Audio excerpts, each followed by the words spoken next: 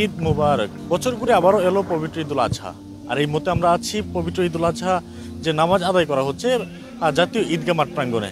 আমরা দেখেছি যে আজকে সকাল 7:30টায় কিন্তু এখানে নামাজ শুরু হয়েছে, ঈদের নামাজ শুরু হয়েছে। এবং আমরা দেখেছি যে এখানে বিশেষ করে প্রধান উপদেষ্টা সহ সাধারণ ধর্মপ্রাণ মুসল্লিরা তারা কিন্তু এখানে নামাজ পড়তে এসেছে।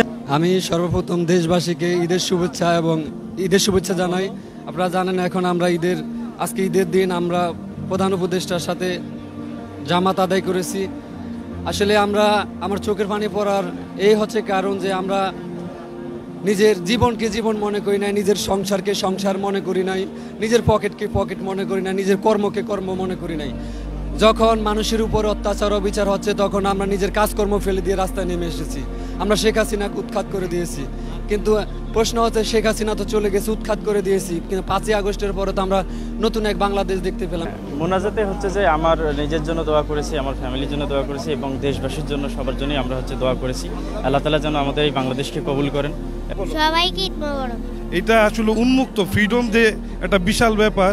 আলহামদুলিল্লাহ এখানে এসে সেই মজাটা উপলব্ধি করছি। এবারের ঈদকে ঘিরে তাদের অন্যরকম একটি আমেজ কাজ করছে এবং যে জন্যই কিন্তু তাদের মধ্যে এবারের ঈদটি একটু বিশেষ ঈদ বলে মনে হচ্ছে। আমি আসলে দেশবাসীকে ঈদের শুভেচ্ছা জানাই। আর আজকের এই জাতীয় ঈদগাহ ময়দানে খুব সুন্দর পরিপাটি, খুবই সুন্দরভাবে জুলাই গণঅভ্যুত্থানের পরে ঈদুল ফিতরের পরে এখন ঈদুল আজহা খুব সুন্দরভাবে উদযাপিত হয়েছে এবং সম্পূর্ণ নিরাপত্তা নিশ্চিত ছিল, পরিবেশ খুব ভালো ছিল এবং সারা বাংলাদেশের সকল মানুষ খুব সুষ্ঠুভাবে সুন্দরভাবে নিরাপদভাবে ঈদ যাত্রা করতে পেরেছে। এই জন্য ধন্যবাদ। এবং অতীতের যেরকম পরিমাণ অ্যাক্সিডেন্ট করতো, রাস্তাঘাটে যে পরিমাণ দুর্যোগ সৃষ্টি হইতো, সেখান থেকে মানুষ এখন এবারকার অনেকভাবে বলা চলে অ্যাক্সিডেন্ট নাই বলা চলে।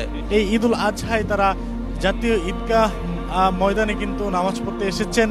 আমরা জানি যে এখানে কিন্তু প্রধান উপদেষ্টাও নামাজ পড়েছেন। প্রধান উপদেষ্টার সাথে সাধারণ মুসল্লিরা নামাজ পড়তে পেরে তারা খুব বেশি আনন্দিত এবং তারা বলছেন যে আজকে এই দিনটি তাদের জন্য অনেক বেশি আনন্দঘন একটি দিন এবং এবারের ঈদটি তারা স্বতঃস্ফূর্তভাবে কিন্তু পালন করতে পেরেছে।